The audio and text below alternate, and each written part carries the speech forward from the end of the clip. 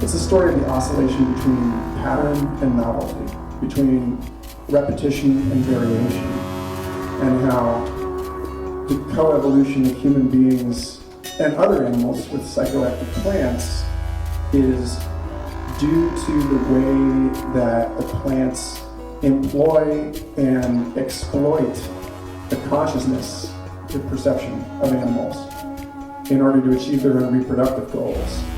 That the flower, all of the beauty of a flower is, Doyle argues, a rhetorical device. It's there to gather the attention of a pollinating bird or insect or mid-17th century European songwriter or whatever. That there's this thing about the concentric lines, about the ruffling frills of the petals of that flower, the bright color, and the way that all of these devices are used to hack the attention system of an animal.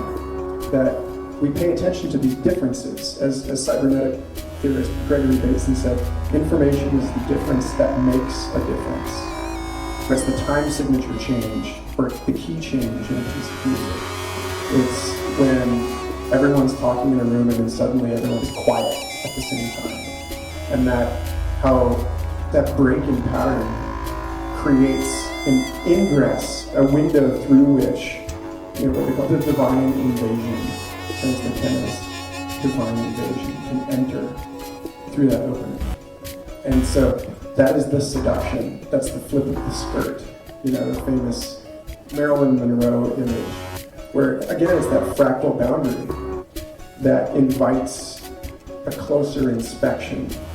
And so plants were really the first technologists of attention. They were the first creatures that we can look to and say, look, this turned attention.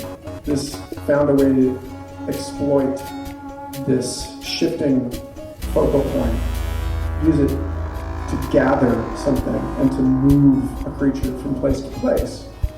And then often the psychoactive alkaloids, the substances that plants produce that affect human consciousness, are affecting the consciousness of creatures all over the world, baboons and swallows and other creatures. And that the human story, the stoned ape theory, that psychedelics played some vital role in human evolution, it's not just about human beings. It's about the way that these psychoactive alkaloids have particular reproducible effects on the structure, the nature, and the destination of attention. And the way specifically that the psychedelic experience turns attention on itself to observe specifically that fractal, convoluted boundary between the inner and the outer world. So there's this reproduction of seduction, where the plant seduces the pollinator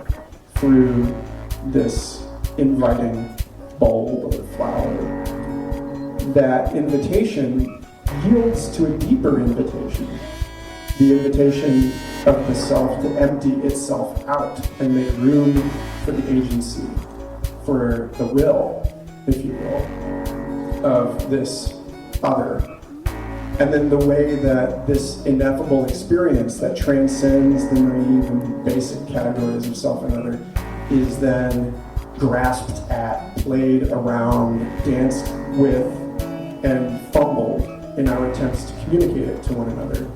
And that poetry, art, music, that these things emerge out of an encounter with the ineffable, and that it is through performing our awe, performing our encounter with the ineffable, and this stream of poetry and visionary art and tipper squishes and all this stuff that comes out of this infinitely dimensional object twisting in hyperspace that includes us as itself, observing its own mystery shape pouring out over this horizon in all directions. That part of the symptom of that peak experience, be it through what Bruce Damer calls the endo trip, through an access of our own psychedelic potentials internally, or be it through the boundary dissolution between me and this visionary plant medicine, that there's really nothing sexier than somebody who's been broken open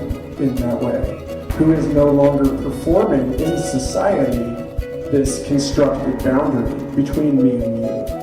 The sexiest a person can get is remembering that they're cracked open and inviting other people into that through specifically folding the attention onto that particular rift, that gap, and saying, look, like Leonard Cohen, may he rest in peace, said, you know, there's a crack in everything that's how the light gets in. Like, how many times has that line been reproduced? Because it is the difference that makes a difference. It is referencing itself as a linguistic fissure in this undivided experience of reality, that then you look into the fissure and there it is reproduced again. The rift is inside the rift. You look deeper and there it is again.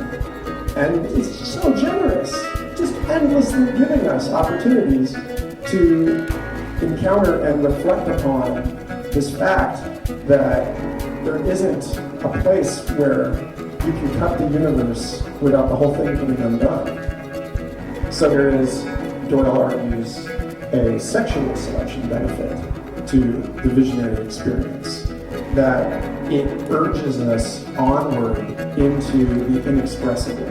It urges us into ever more complex attempts to communicate the incommunicable raw data of our experience.